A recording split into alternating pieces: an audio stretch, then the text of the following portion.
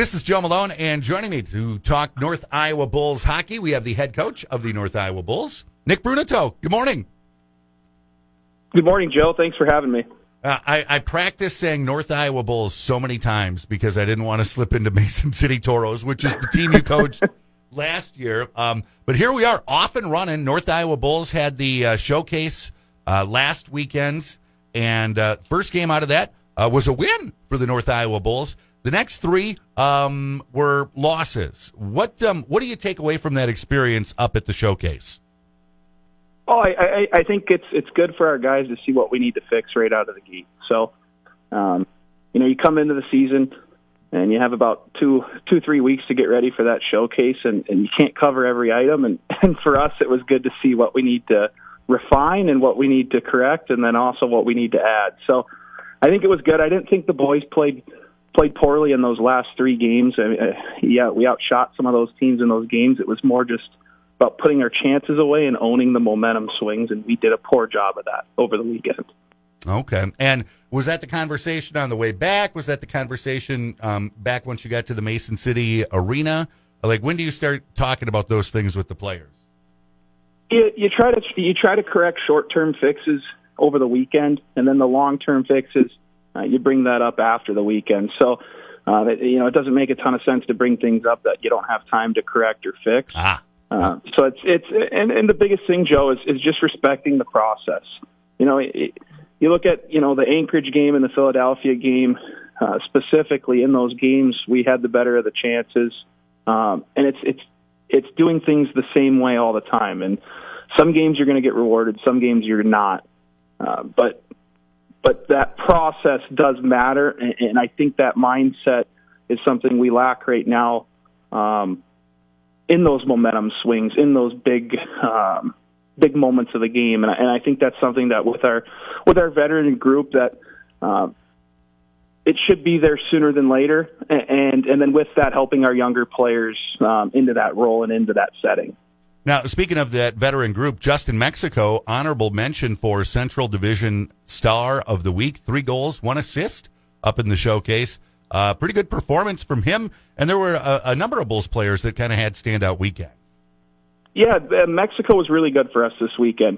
Him being a 3-year player, we're excited for what he's going to do this year, and he started off right on the right foot. He's a kid with a lot of deception to his game, a lot of offensive flair. And he showed that this weekend, and we think he's going to be a guy for us that's going to have a monster year. So this weekend, you've got the Austin Bruins coming up, 1 game on Saturday. Practice this week, has it been more focused towards offensive things, towards defensive things? Which ones were you trying to see the most improvement out of getting ready for Austin? Well, it's been a little combination. I think you look. We need to produce more on the offensive end. That's no secret, but we can't be giving up 5 goals a game either. So it's been a little bit of a combination between the two. Austin's a great team. They bring back, I believe, 20 veteran players. So on paper, that's probably the in our division the team to go through. So we know that they're clicking right out of the gate from bringing back a lot of players. We expect it to be a physical game, and our plan is to match that intensity with the physicality. But hopefully, we can contribute a little more on the offensive end. Now, Austin at the showcase wasn't necessarily blowing people out of the water. They had they went 3-1. They had 1 2-goal margin of victory, and then the other ones were just 1-goal margin of victories. And their 1 loss came to the team that the Bulls beat, and as a fan, you start looking at all this stuff because I got too much time on my hands, and I'm like, well, we beat the team that beat them, and so since we haven't played them, that makes us better than them, right? Well, I think the thing Austin does a great job of is their structure and their discipline. So I'm not surprised that all their games were 3-2 games, low scoring. They do a good job on the defensive side. They don't give much up. And when you do that, at times you sacrifice creating. So we know what type of game they want to play, and that's something we're as a staff we're building for throughout this week.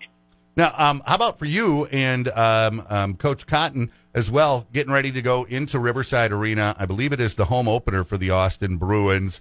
Have you been in there before for a regular season game? Because it's kind of a unique place to play. It's it's their home den up there for the Austin Bruins.